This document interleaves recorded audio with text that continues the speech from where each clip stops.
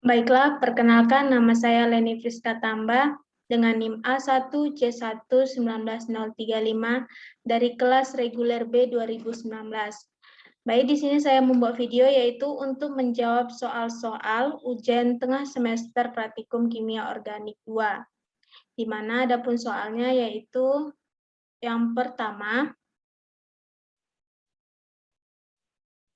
jelaskan bagaimana teknik pemanasan yang efektif sehingga menghasilkan asam oksalat dalam jumlah banyak, dan jelaskan bagaimana teknik memurnikan asam oksalat yang terbentuk. Sebelum saya menjawabnya, terlebih dahulu saya akan menampilkan sebuah video.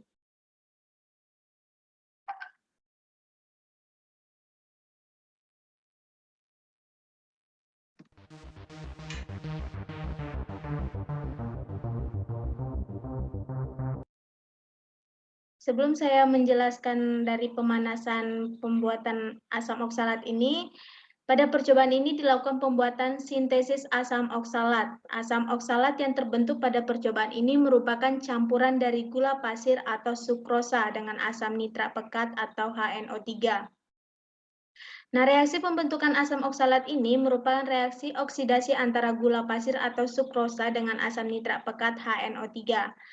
Campuran antara gula pasir atau sukrosa dengan asam nitrat akan menyebabkan larutan menjadi berwarna coklat tua.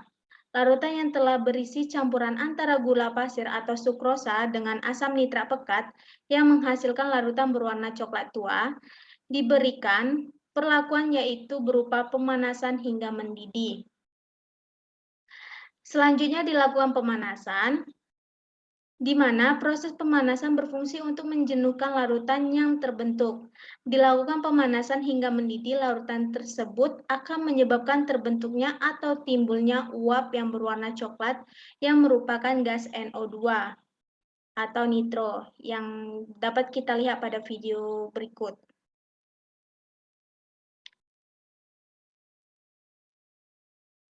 Nah, untuk mendapatkan kristal asam oksalat yang benar-benar murni, perlu dilakukan pemanasan berulang kali, sehingga gas NO2 ini yang dikeluarkan sudah tidak berwarna coklat lagi, yang dilakukan dengan penambahan 2 mili Aquades dan 2 mili HNO3 pekat.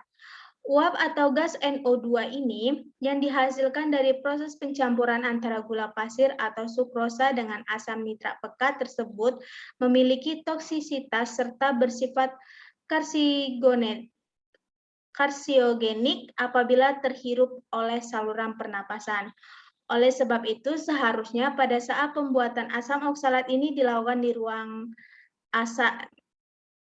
Daripada video ini kita lihat mereka melakukan di ruang yang terbuka, seharusnya di dalam ruang asam ini karena sangat berbahaya untuk dihirup.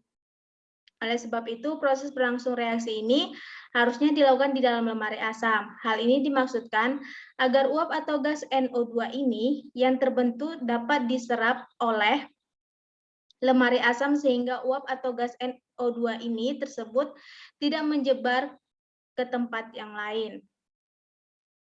Dan bagaimana teknik memurnikan asam oksalat tersebut? Nah, cara memurnikannya yaitu larutan asam oksalat ini harus dipisahkan terlebih dahulu dari katalisnya dan dialirkan ke evaporator untuk dipekatkan sampai kadar asam oksalat 50% sluri. Selanjutnya dikristalkan dengan cara menurunkan suhunya menjadi 30 derajat Celcius menggunakan air pendingin yang melewati jaket pada tangki kristalizer. Kristal yang terbentuk kemudian dipisahkan dari larutan induk dengan menggunakan centrifug 2 dan filtrat yang diperoleh di recycle ke dalam evaporator.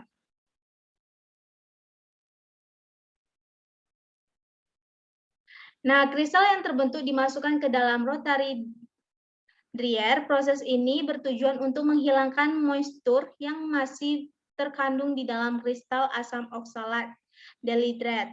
Proses pengeringan kristal ini berlangsung di dalam rotary dryer dengan suhu operasi 100 derajat Celcius dengan bantuan udara panas secara atau berlawanan arahan, hasil akhir yang diperoleh adalah asam oksalat dihidrat dengan kemurnian 99,8%.